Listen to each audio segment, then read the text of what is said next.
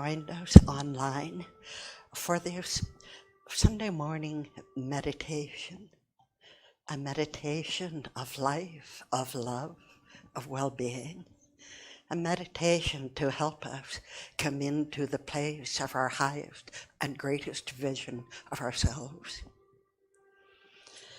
So, join me in taking a deep breath or two.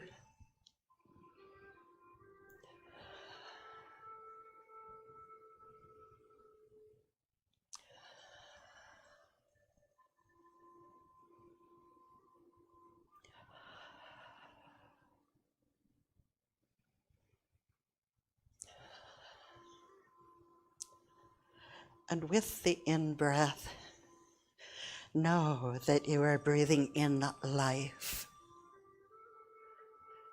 And with the out-breath, know that you are breathing out life.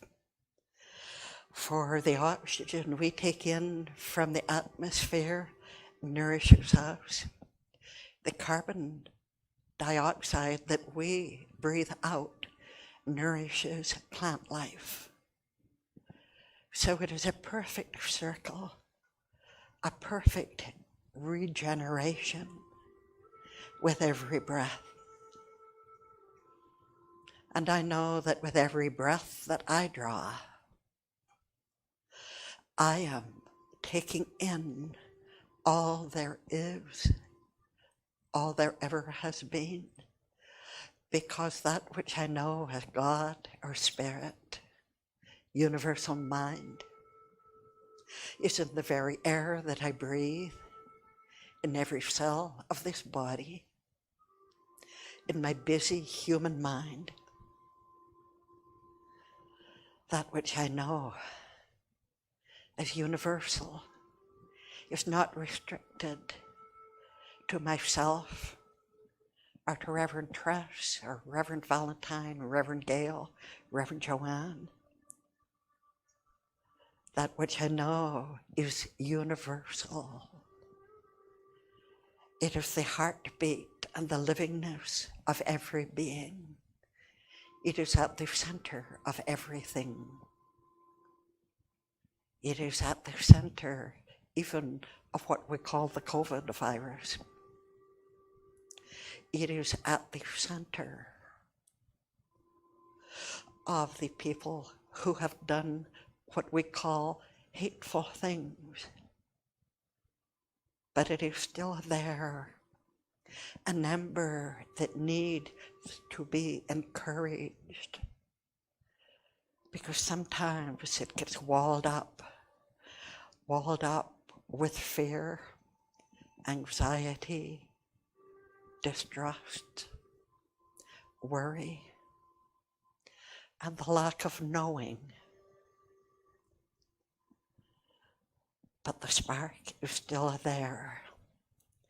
Maybe all it takes is one caring person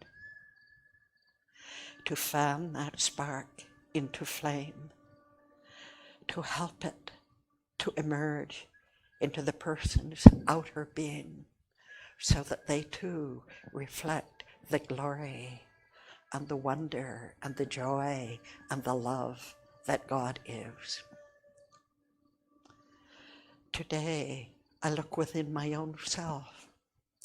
Where has worry or fear, especially the fear of not being enough, where has that pinched out that little flame or left it nearly dying?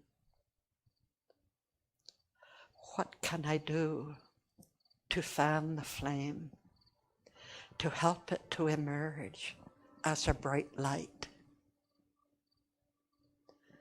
I can go within and acknowledge that Spirit or God is at the center of my being, is the reality of me.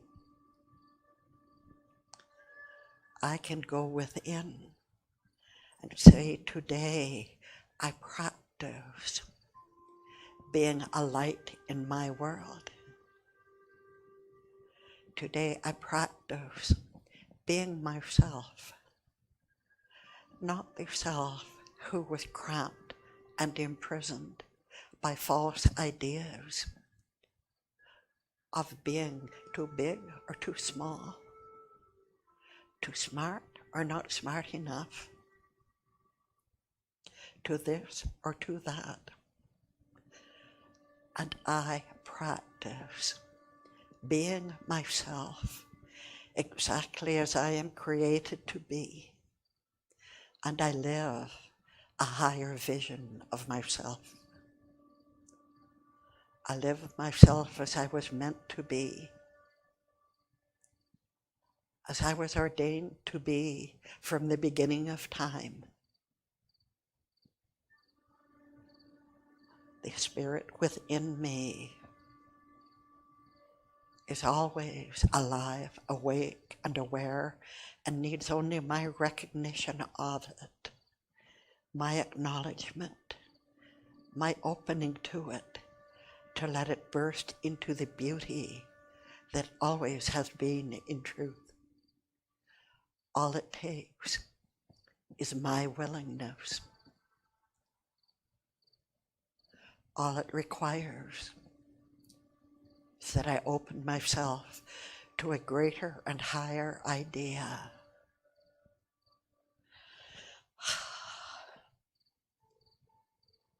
It only requires that I allow that which I know as God or Spirit to make itself known through me and as me. And as I do so, heaven is revealed. Because heaven is in the here and now, within each one of us as we awaken to it, as we awaken to the divinity within our own being. Let's take a minute of silence to simply recognize and allow that sacred spirit that is our own truth to make itself felt.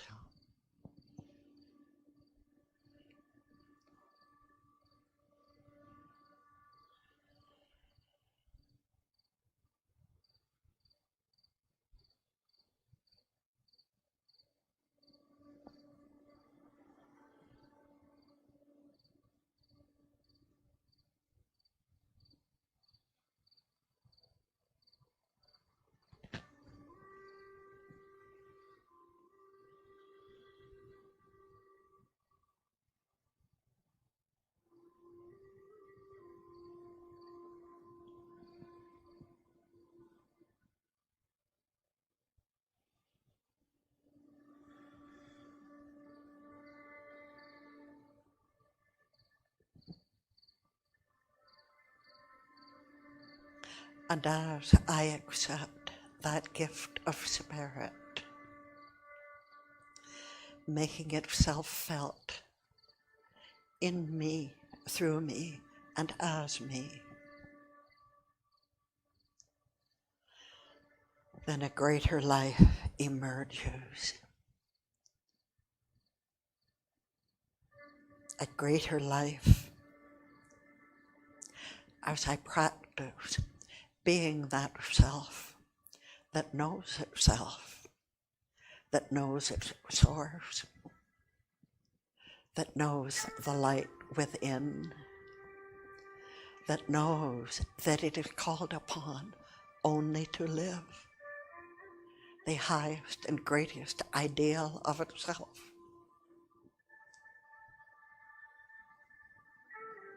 And today I practice doing that.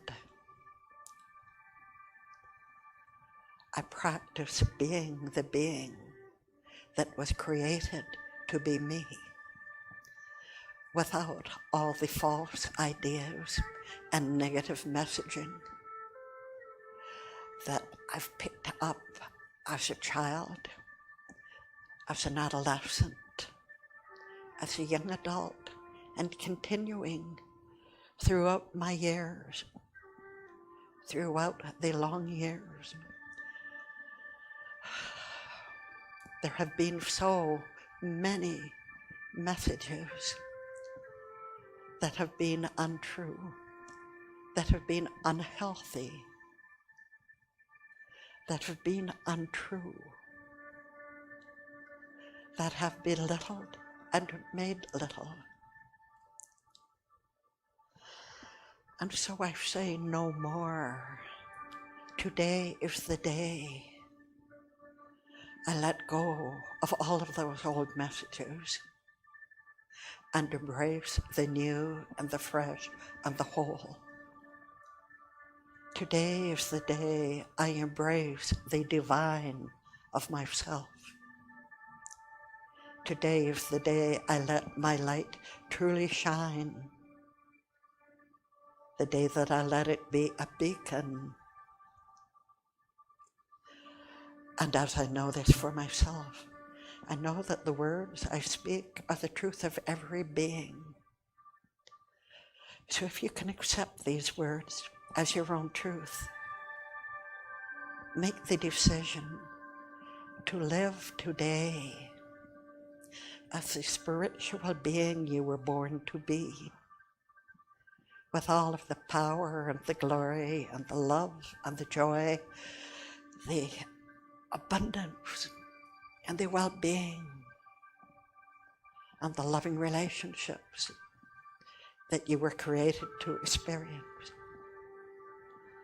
All of this and so much more are mine, are yours, for the recognizing of them, for permitting them, allowing them to come into our experience. There is no lack, there is no limitation. There is only love, joy, well-being. There is only the sense that the world is truly one, that every being around this planet is my sister, is my brother, for there is only one of us present. The only reality is the presence of spirit in everything, as everything, flowing through everything. It's no wonder that our animal companions, the dog or the cat that lives with us, or the canary,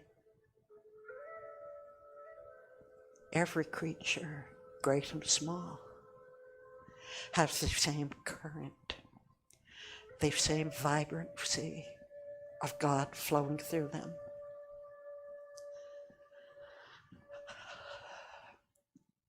For God created out of itself all that is. Our beautiful green and blue planet, every insect, every bird in the air and on the ground and in the trees, every creature, yes, even the ants and the mosquitoes,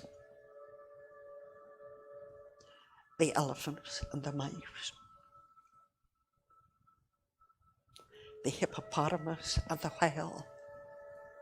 There is no one greater or lesser in the mind of God, because all is an outpicturing of God knowing itself, creating out of its own being, knowing its work and its creations by becoming them. And so I bless my world into being, into glowing brighter and brighter every day by practicing being the expression of spirit, practicing seeing every insect, every creature, every being as equally spirit coming into expression. I experience the moon and the stars, the volcanoes, the seas, the rivers, the snow and the rain, I experience it all as God coming into creation as itself. And I enlarge myself to encompass the whole of it.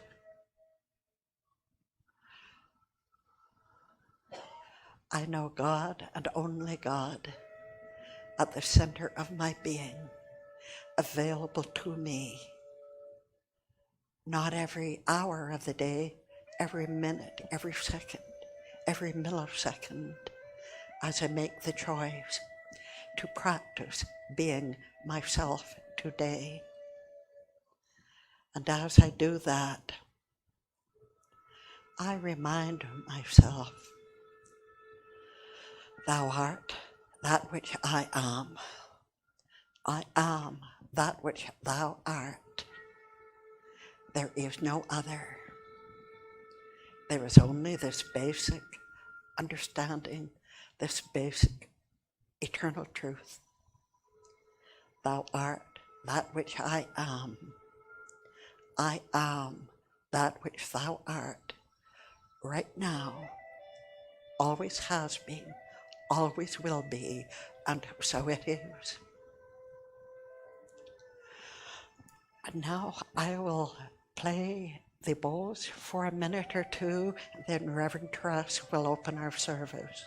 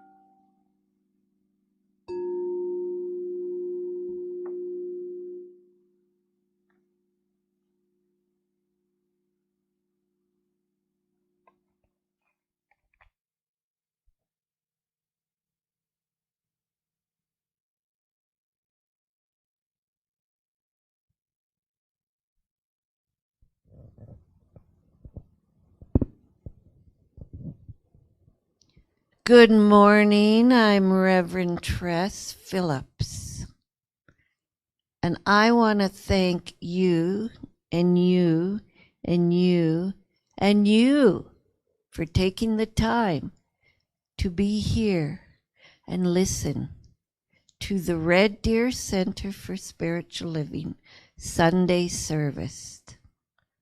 It's a special day today. It's March the 7th, 2021. And what's so special is that you're here, you're alive, and you are going to participate and learn about yourself. We have children that would normally come, but of course it's a bit different right now. But I do have a little word for the children. And that word is joyfulness. That's a pretty special word.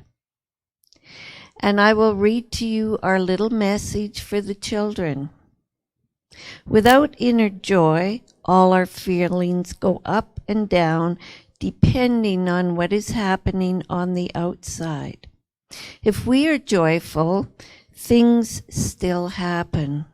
Some good, some bad. If we are joyful, down deep we stay calm. we continue to feel loved and feel safe. Continue to feel loved and feel safe. That's pretty special. And our affirmation for the children and for the growing children in adult form is, I am joyful. So please repeat with me, I am joyful. And we do have affirmations every month. It's March. We have new affirmations. It's on the green sheet if you have that. It is also on the mail out that we send out on Wednesdays. And I would like to share with you today's opening affirmation. Today, all things are made new. In this space of freshness and grace, I resolve to live each moment with an attitude of delight and wonder. The world around me is beautiful. All of creation is beautiful, and I am one with it. I feel truly and totally blessed, and so it is. And that's a very special opening affirmation today, because it talks about the beauty, and the world is beautiful, and it talks to me about spring is coming. And I just have to brag that I did see Canada geese 2 days in a row flying north. So that means spring's on its way. Wow, beautiful newness around us always. And I have a great honor to introduce Reverend Judy Andersen. Our March theme is Open to Possibilities. And Reverend Judy is going to share with us her talk regarding Dream a Lofty Dream. Reverend Judy, thank you.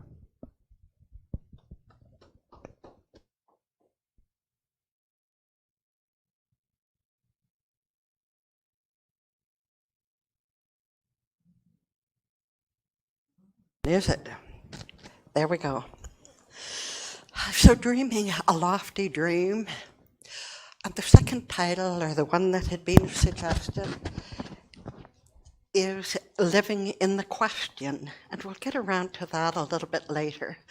But to begin, let's relax into an opening spiritual mind treatment.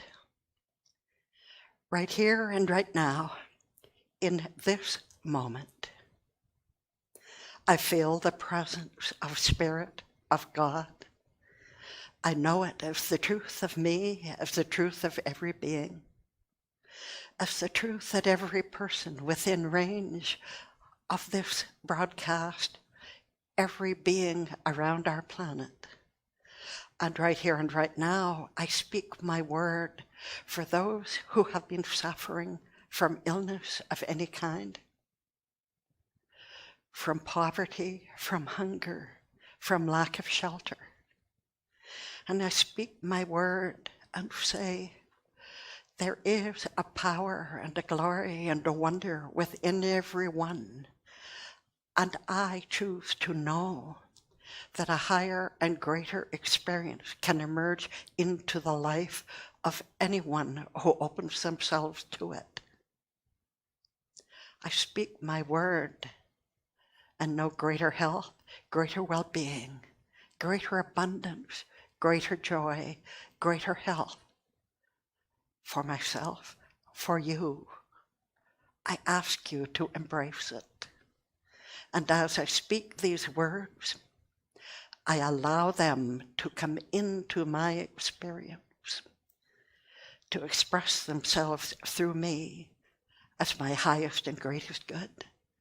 For God is at the center of everything. In that I rejoice, that I accept. And as I release these words into an infallible law, that law acts upon them without making choices, simply doing. I love the love of God and the law of God, and I know that they are one, and they work together. As we allow them to work for our good, they do, and so it is. And as usual, you've heard me say this before, there are so many wonderful quotations we come up with. I've got one that I think I sent out as a morning message a few days ago. It's by James Allen in a tiny little book called As a Man Thinketh. And James Allen was one of the early New Thought writers, but this is what he said: dream lofty dreams, and as you dream, so shall you become. Your vision is the promise of what you shall one day. My eyes aren't as good as they used to be. Your vision is the promise of what you shall one day be. Your ideal is the prophecy of what you shall at last unveil. Dreams are the seedlings of realities. So dream lofty dreams. Do you think that because I just had my 81st birthday a few weeks ago, that I should be finished dreaming lofty dreams? You may think that. I don't. I'm up here and feeling not at my physical prime. I'm a little bit dizzy. I'm a little bit stiff in the back and the haunches. But I can still dream a lofty dream.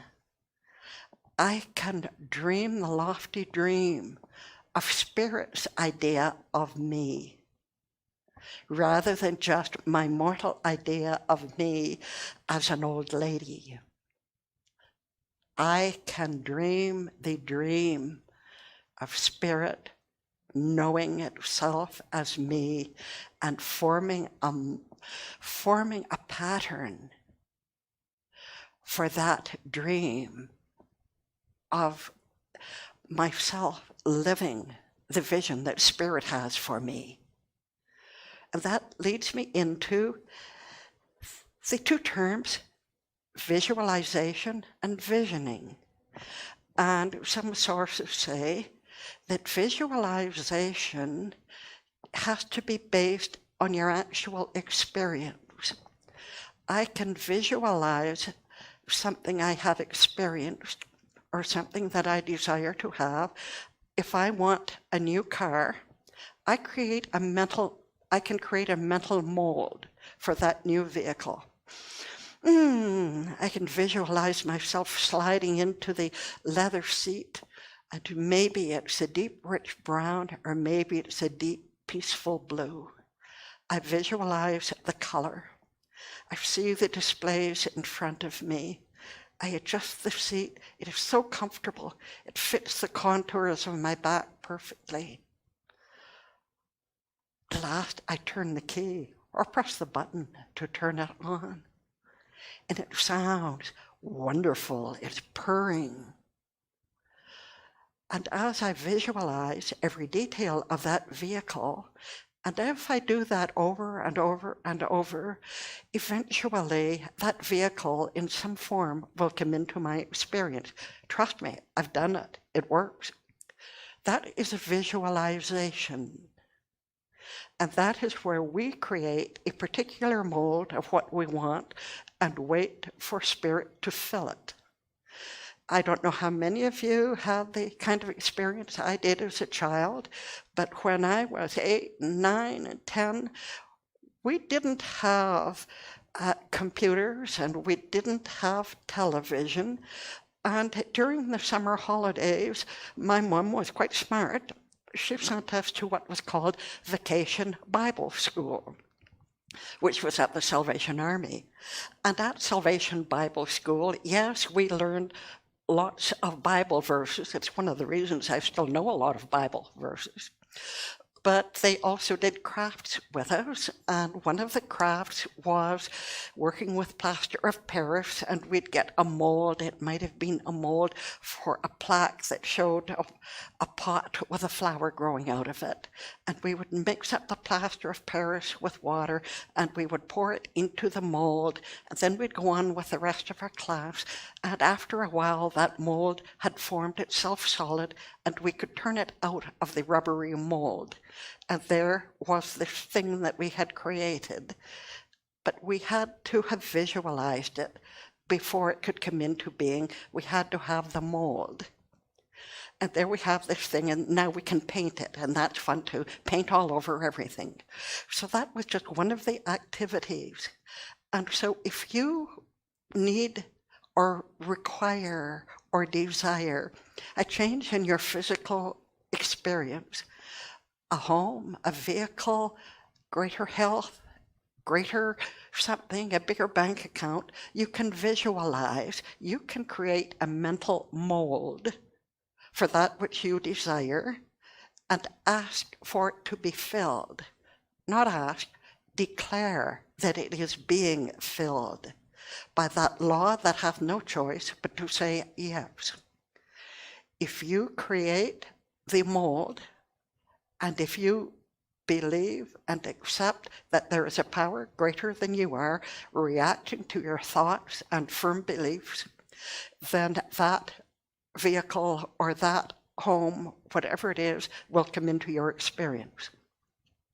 That's visualization. Now let's talk about visioning.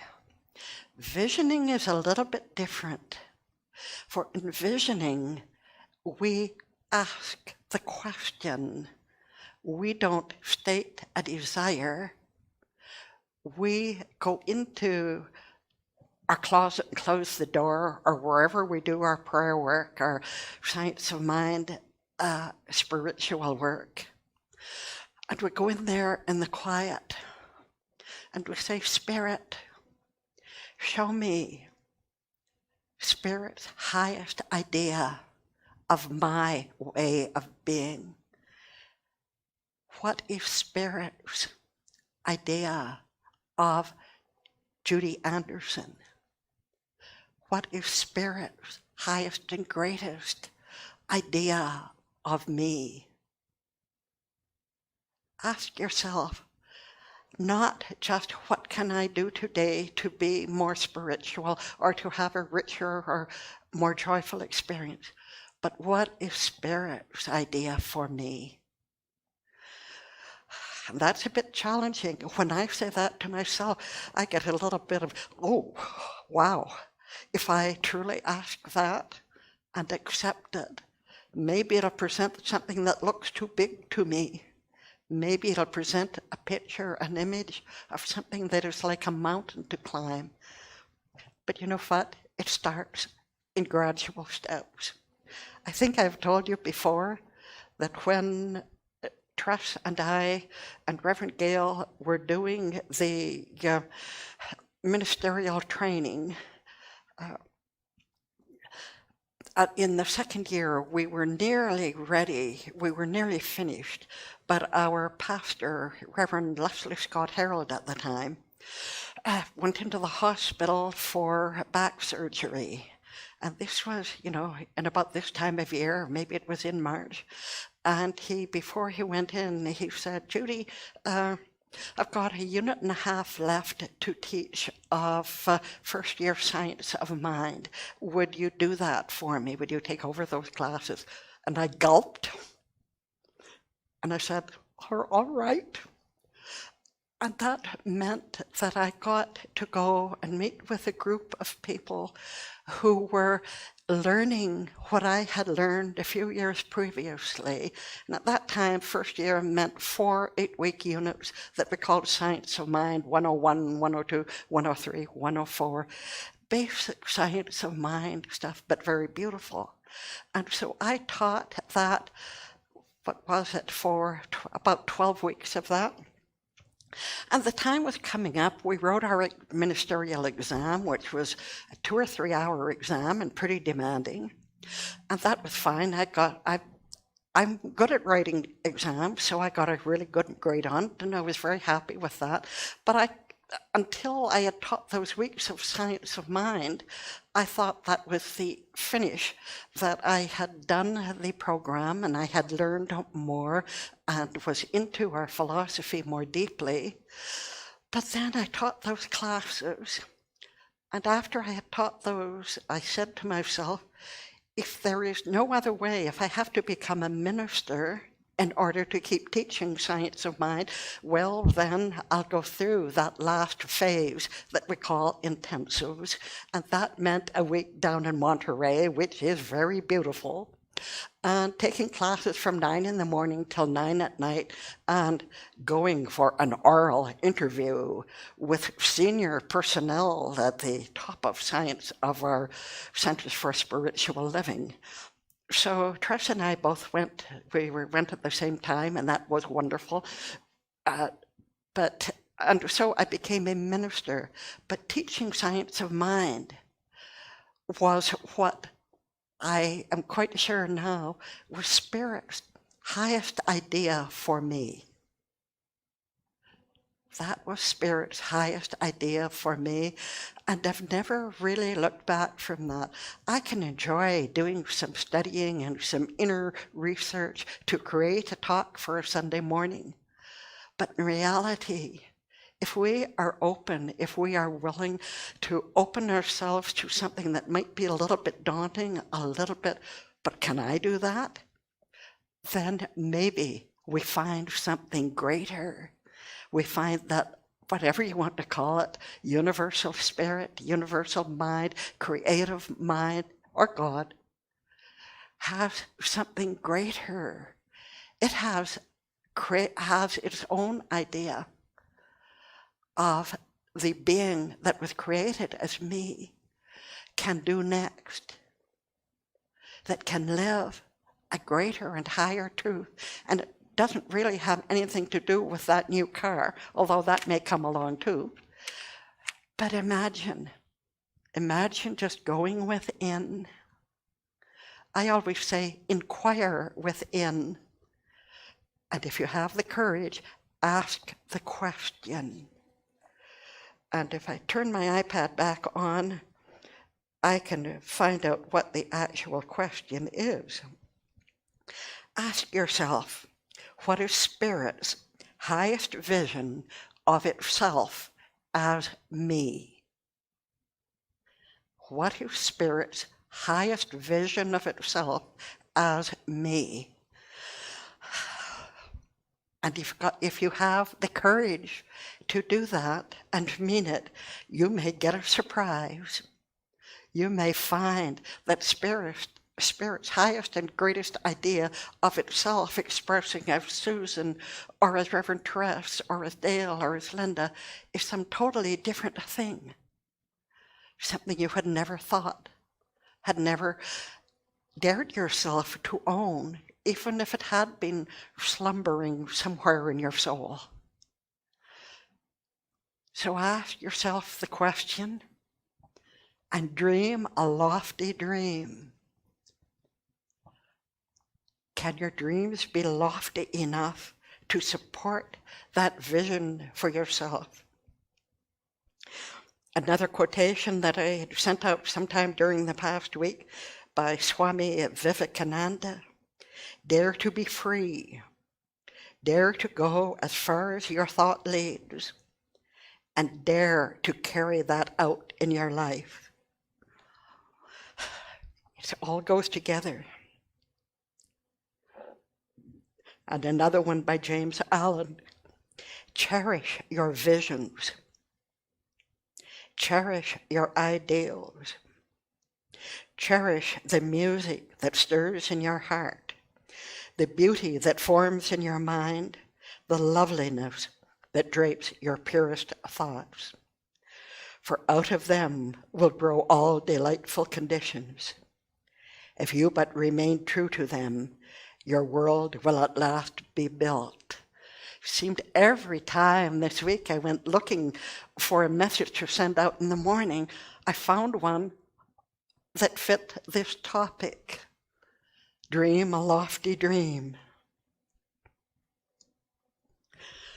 And do you want one more? Ernest Holmes, in The Science of Mind. Well, actually, this one came out of a book called 365 Science of Mind, which is a book that has a treatment in it for every day of the year. And often when I'm searching for my morning message, I go into that book and I'll take out just a few lines of it and use that as my morning message. So this one was, today I practice being myself. I enter into the faith of believing, the joy of knowing, and the act of living that proclaim the one presence and power in all things. Today I accept my partnership with the infinite. So do you see where all of these lead you to the same thing? Dream a lofty dream. Forget about visualizing that I could be this or that or do this or that, and instead live in the question. What is Spirit's highest idea of itself expressing as me? And to sit back and put on your seatbelt, because this may be greater and bigger than anything you have ever dreamed of. But you have to be willing to lay aside the limitations you've developed over your lifetime thus far. You have to be willing to let go of the buts and the shoulds and the coulds and the maybes. And it's a matter of, are you willing to live Spirit's highest idea of itself as you? And that's a big question. But consider it. And if you're not ready to do that today, then maybe tomorrow or next week. But don't forget the question. Don't forget to live in that question and take it out for another look every once in a while. And say, am I ready? Am I ready to dream that lofty dream? Am I ready to live that lofty dream? Am I willing to be alive and operating in that dream as my reality?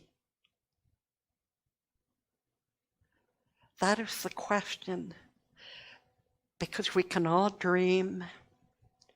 I have this dream of being this or doing that. One of my dreams has been to take a cruise around the world, which takes a little over 3 months.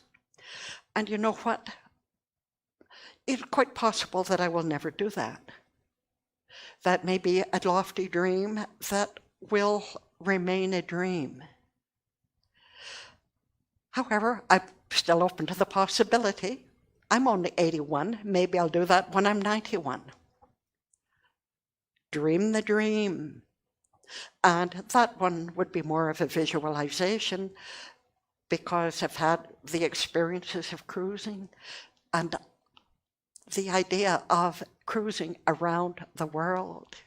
If one takes it as a metaphysical dream, it means that visiting my sisters and my brothers all around this planet and seeing what Spirit has created on every portion of our globe and see the wonder of it. You know, in the mornings when I first get up, the first thing I do is go to the computer and start hunting for a quotation, a message to send out. The next thing I do is make my breakfast. And after that, and when I have a cup of coffee in hand, then I go and sit in my recliner and watch a program called Canada Over the Edge. And it's little half-hour segments of different parts of Canada, mainly the Atlantic provinces and the Northwest Territories, Inuvik, and Baffin Island was on this morning, and it's so beautiful to see those parts of just our country and see the wonders, see the incredible idea of the tides of the Bay of Fundy. See the whales spouting in different places and different forms. See the muskox, not the muskox, the equivalent of it in our northern parts of Canada, the polar bears, the reindeer, all kinds of life that we don't see right here around us. But to permit ourselves to see what we have never seen before, to dream what we have never dreamed before, so we take it a step out of the physical and into the spiritual. And today I invite you to ask the question, what is Spirit's highest idea of itself expressing as you?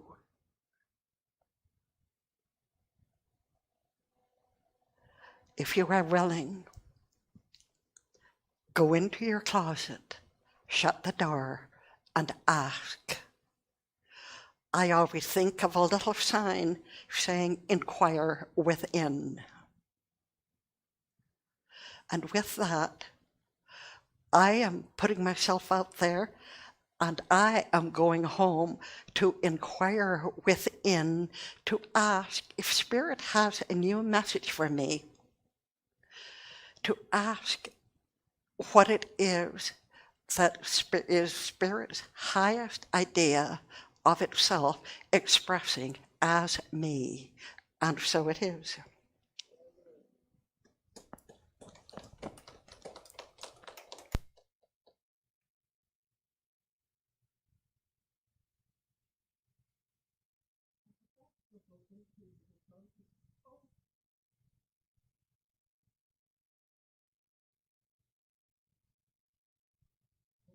A little too soon, because now we go into the closing portion of our program. And to start with, let's read our prosperity affirmation, if you have it. The nature of our universe is abundance, and so I know that my world and each individual life partakes of that bounty to the extent that we believe and accept it. I make the choice to believe deeply and to receive freely. I give freely too, and I prosper in all things, and so it is. And the prosperity for yourself, wonderful. Use that message. Comes on your message that Reverend Trust sends out on Tuesday morning or Wednesday morning. Those affirmations are there. Maybe print them out and read them daily for yourself. Treat your own prosperity consciousness. And then share. And one of the things that said in one of our books, I forget what Eric Butterworth or Raymond Charles Barker says, if things get tough, something's got to give. And giving is one of the ways to open the flow of prosperity. And if you so choose to give to the center, you can do that online by going to our website, which is www.cslreddeer.org, and there is a donate button there. Or if you prefer to send us a check, you can send it to Red Deer Center for Spiritual Living, Box 28075, Red Deer, T4N as in Norman, 7C2, and that will get to us through our post office box. Or if you would prefer to just come in on a Sunday, we are, according to provincial regulations, we can have up to 15 people here on a Sunday morning. So if your heart is just craving to actually be here in the experience, you are welcome. And with that, let's go to our closing affirmation. And thank you, Reverend Tress, for printing out a large print version of the affirmations. I go about my daily affairs, knowing that God is good, and so am I. I partake wisely and joyously of all good. I know that the truth of my being is Spirit, and Spirit speaks from that sweet, sacred place within. I live from that place, from the divine of me. Life is truly wonderful, and so it is. And so now just a minute of closing treatment. I bless this day I rejoice in this day.